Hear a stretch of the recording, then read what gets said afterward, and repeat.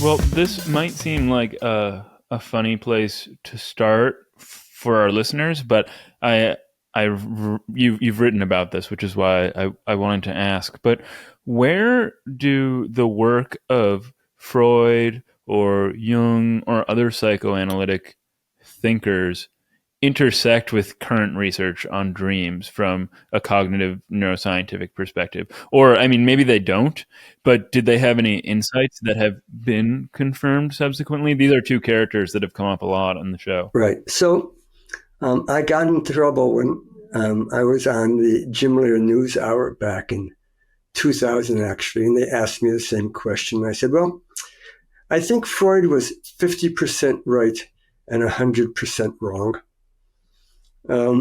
He came up, Why'd you get in trouble for that? well, because there were Freudians who were very unhappy with it. That's all.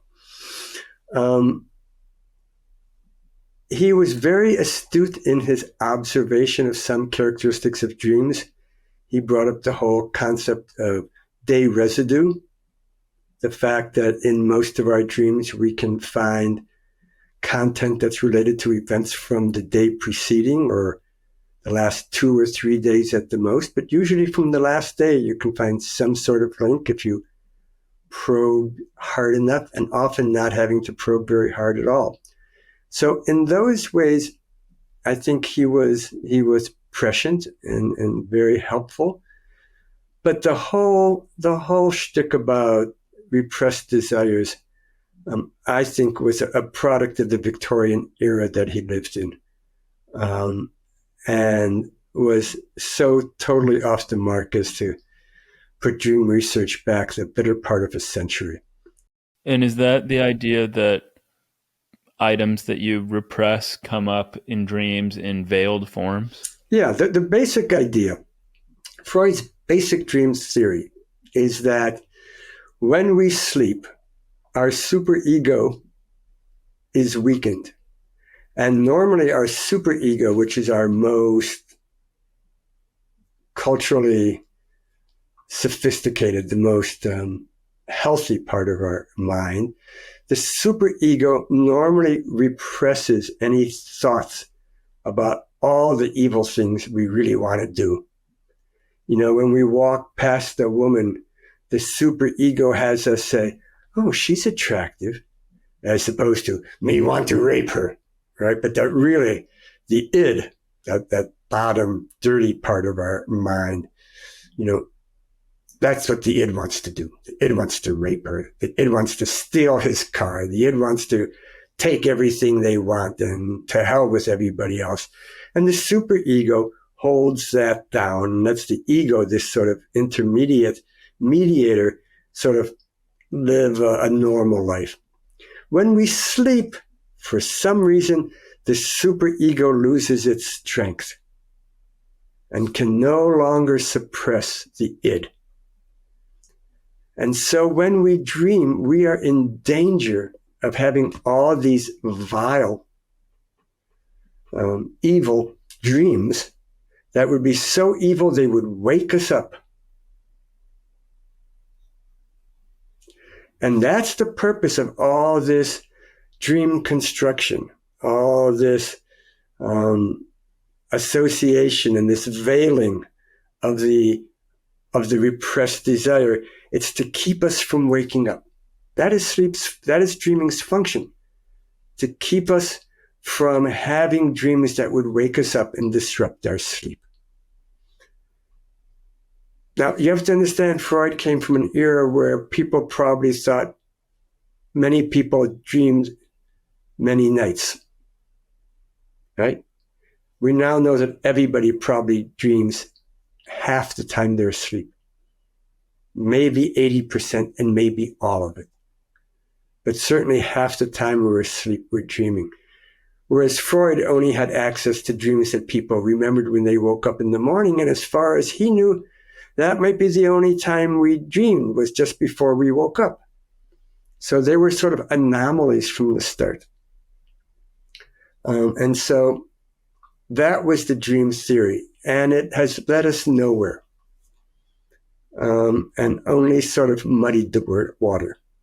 So I would say, yes, dreams help us look at what might be repressed memories and repressed desires in a more healthy way.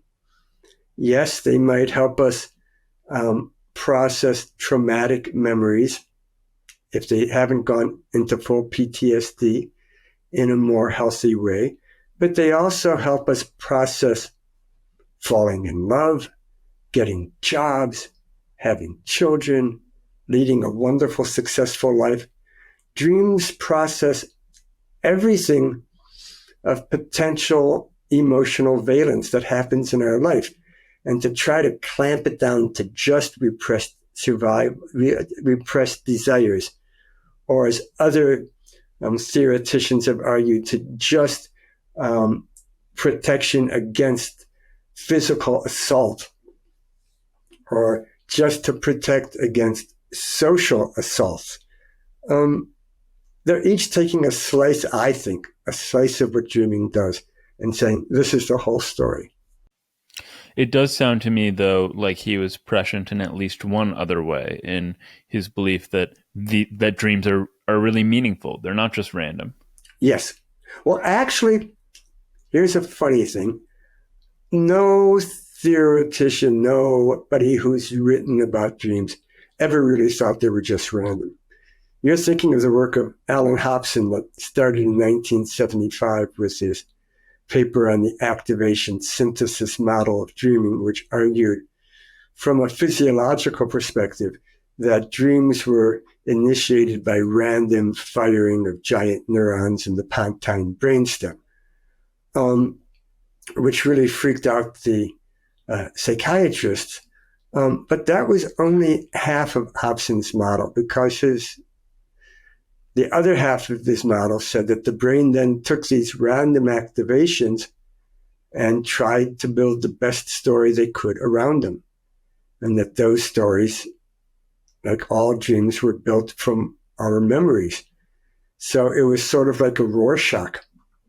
You show people these cards that are more or less random ink blots, and they tell you what they look like, and the ink blots might be random, but the way the person sees those ink blots and interprets them is all about who that person is and their memories and their understanding of the world based on those memories. And so that was actually Hobson's theory, that we took those random activations, and think of it as seeing some motion in your peripheral field and turning and saying, what was that? But already having a picture of what it might be before you turn your head. But he got such good press and play from the misinterpretation of it as saying that dreams were random, that he really ran with that interpretation. But I don't think anybody has taken that idea that seriously. Right. I was echoing what I take to be more the lay understanding of dreams. Yeah, so got into the textbooks back in the 70s and 80s that dreams were random events and didn't have meaning.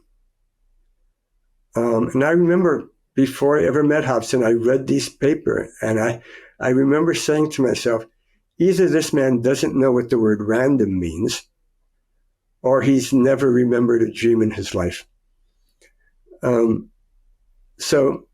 yeah, a generation of kids got taught that. Well, one thing I wanted to ask about before we moved on is, I think that you said that regardless of what Freud thought, he only had access to dreams people remembered. But what we know now is that people are dreaming at least half the time, perhaps all the time we're sleeping. And what I was wondering is whether the dreams that we don't remember are of the same sort as those that we do remember, or if they're just completely different a different kind of dream, and that's why we don't remember them. No, there's a lot of variation, obviously, among dreams, and dreams early in the night are actually different from dreams late in the night, and dreams in REM sleep are different from dreams in non-REM sleep. But in terms of what we remember what we were dreaming before we wake up. Now, in a small cut of dreams, mostly nightmares, the content of the dream actually wakes us up. That's really the definition of a nightmare. Normally, when we have a dream, we can have all sorts of affects in the dream, but they don't play out in our body. So you can be dreaming that you have, gotten into the middle of a tank of sharks and they're swimming around. They're actually taking bites out of you. And I can be monitoring your heartbeat from outside. And it's going, love tub, love tub, love tub, nice and slow.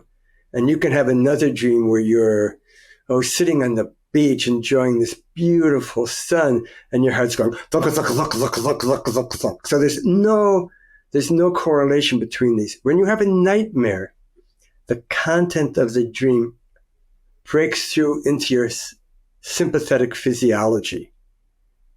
And then your heart really goes thunk, thunk, thunk, and your breathing goes up, and you start to sweat, and you wake up from that.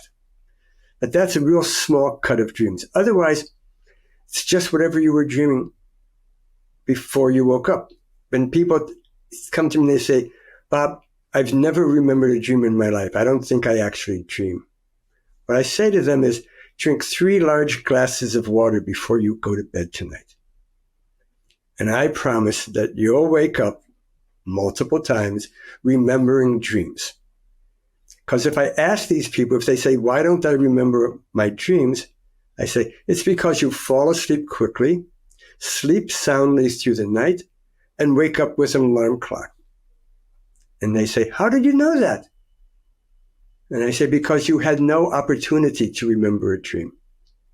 So if you're dreaming along, if you're sleeping along and I wake you up at any point in the night from REM sleep, early in the night, late in the night, there's an 85% chance that you'll say, oh, I was dreaming. Here's what I was dreaming.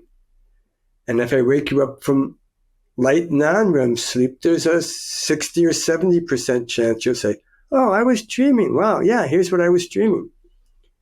And they can be boring dreams. They can be really exciting dreams. They can be positive dreams. They can be negative dreams. I don't think there's any studies overall that shows that dreams you have when you wake up spontaneously are different from those when we wake you up, except insofar as you tend to wake up at the end of the night, which is a different point in your sleep cycle. So I think they're all basically, short answer, I think they're all basically the same. The difference is that we remember some.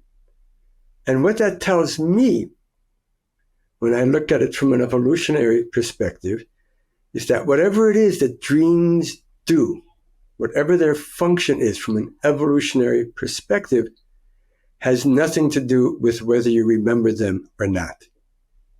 If you remember them, they can be useful. They can give you insight. They can help you think about things or think about what you should be thinking about. But that's not the reason that dreaming evolved. That dreaming evolved to do something in the moment while you're having the dream.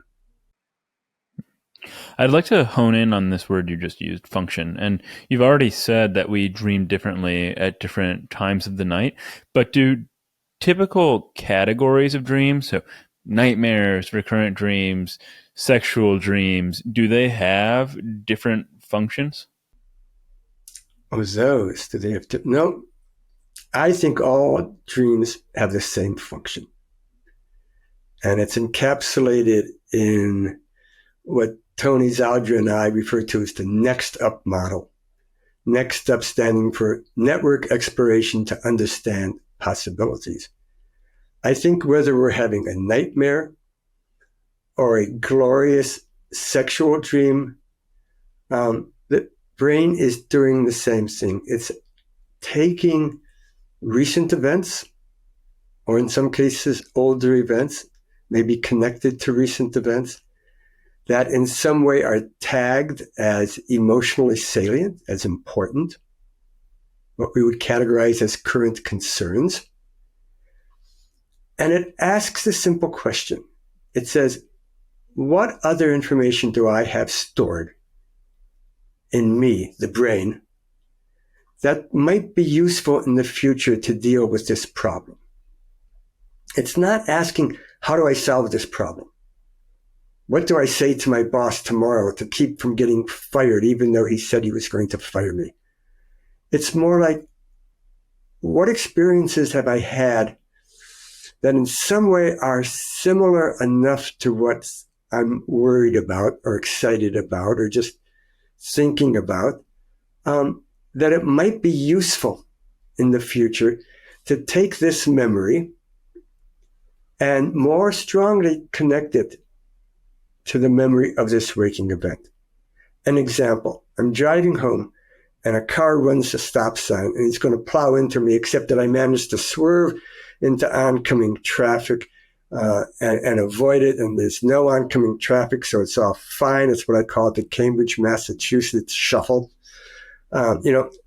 And I get this rush of adrenaline, and I get home and I tell Debbie, I'm taking that job in Iowa. I am totally done with Cambridge. And that night I have a dream, and in the dream, I'm at an amusement park with my son Adam, who in the dream is 10 years old. As curiously, he almost always is in my dreams. Anyhow, we're at an amusement park and we're in bumper cars. And he's driving around and crashing into everybody, and everybody's driving around and crashing into me. And I'm sitting there next to him and I'm saying, I don't want to be here. I really am not enjoying this. I want to get out of this. And then I wake up and I laugh because I obviously have had a dream about that car accident I was almost in the day before.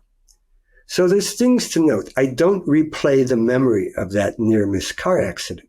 That doesn't happen.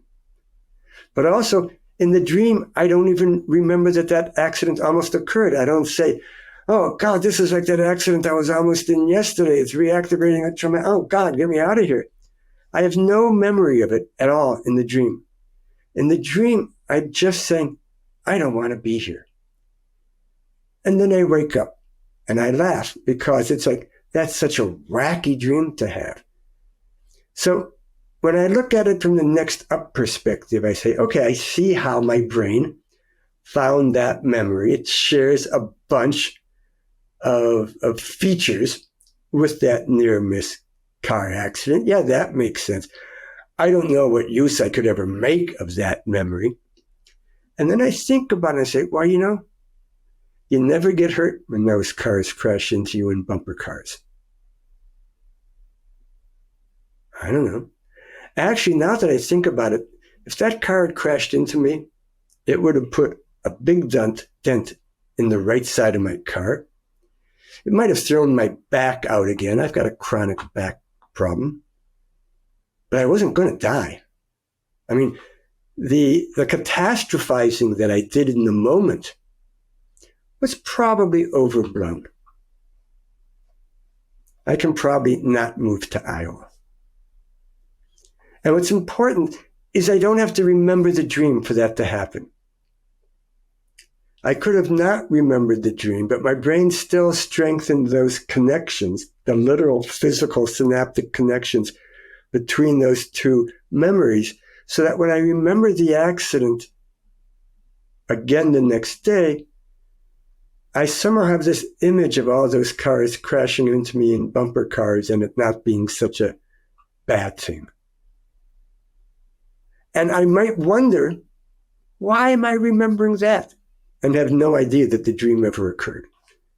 But in the moment, when I'm having that dream, and that strong affect is occurring in my dream character, I want to get out of here, that signals to the brain, connect these two memories. There's something of potential use here.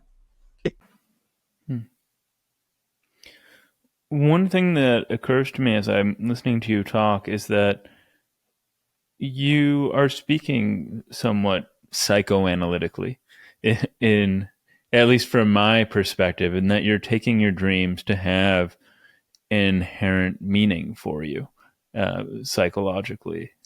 I don't know if you see that at all, but like I for instance, you said your son Adam is often 10 years old in your dreams, and that makes me wonder whether you think individual recurrent pieces of content like this are analyzable, that something like this means something and can be discovered. Because I would also imagine that as a scientist, you don't want to take data like this and just assume off the bat that it's purely accidental or coincidental.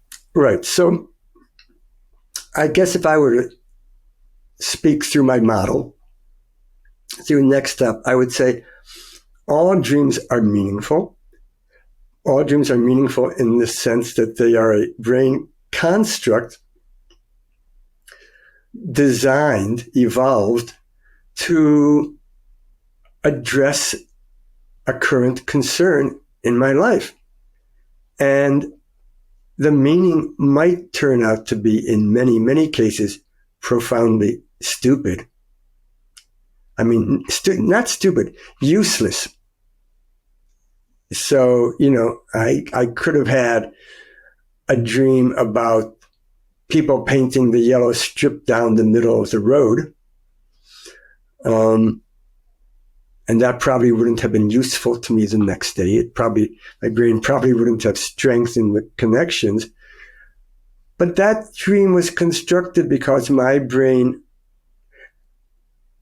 So meaning is a funny concept, right? We all know that. What do you mean when you say meaning? I'm going to say anytime the brain identifies a statistically significant overlap between two memories, that discovery is meaningful, at least in the sense of identifying that association. When we talk about things having meaning, it's always in the context of something else. Oh, that music I heard, it felt so meaningful to me. It really, and then you say what it connects to in your life. Right? Oh, that movie felt so meaningful. It reminded me so much of. So meaning is never inherent in an object. If you talk to an author about what their book means, they will throw the book at you, right? Because they hate that question. What the book means depends on how the reader interacts with it. So someone reads Gone with the Wind and say, it's the most romantic, beautiful story I ever read.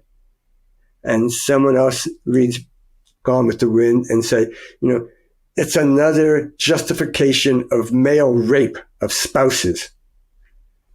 And someone else watches it, reads it and says, well, it's just glorifying slavery. And it's not that one of those is what the book means and not the other. It's that to each of those people, that's what the book means. I always get upset when my wife says, it's really cold in here, when we're in a house that's incredibly thermally regulated within a degree or two. And I say, you're cold. That's fine. Say you're cold. Don't say that the room is cold. And it's the same thing with meaning. Meaning doesn't exist in the dream, except insofar as it connects things together. And if you remember a dream, it's only meaningful insofar as you connect it to things. If I wake up from a dream about some guy painting a yellow stripe down the middle of a road, I would say that's one of the most meaningless dreams I've ever had. Unless I say, but that stripe means I'm not supposed to cross over to the other side. That's what a yellow stripe means. But I had to do that to avoid that accident. I don't know, maybe it's a little bit meaningful. I don't know, right? So all dreams are meaningful in that they're constructs of our brain and they're not random. They're based on rules and concepts, and they're based on associations that we have internally constructed between different memories in our brains, whether they've ever come to conscious awareness or not. That's meaningful. Now, I'll just toss in here, I'm comfortable with 80% of our dreams being useless. I'm really okay with the venture capital perspective, that a venture capital expects 90% of her investments to go bottom up. If they all make a profit, she's not a venture capitalist. She's just a savvy investor. A venture capitalist expects most of her investments to go south and some of them to make huge returns. And I'm okay with that being what dreaming is about, that it throws a dozen possibilities at you including one that's a really valuable insight. And it's worth the other 10 to get that one. At the outset of your response, you said that you were speaking through next step, and that dreams are meant to address current concerns in your life. That they've evolved to do that, right? Yes. That's what I meant by the word meant. Yes. But do you also think that recurring dreams, for instance, or recurring features indicate that something more long-term requires further processing? And I think PTSD might be an extreme case of this. I would guess that I think on average they do. That they don't have to be big, important things. I mean, I used to wonder why people have these recurring dreams about teeth falling out. Yeah, I don't know if you've ever had them. They're sort of gross. But why would people have those dreams? I mean, why would so many people have those? And I wondered about that until I had kids. And I discovered that the average child spends about 2 years with a loose tooth in their mouth, one of 20 that are going to fall out. And there's a couple of months during which I can take one of those and turn it around until it gets stuck the wrong way, right?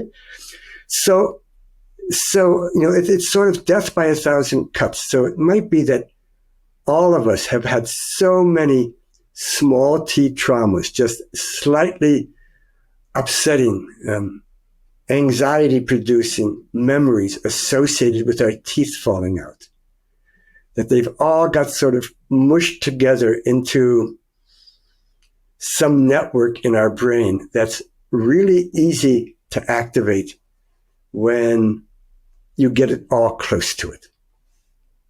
The same thing with exam dreams.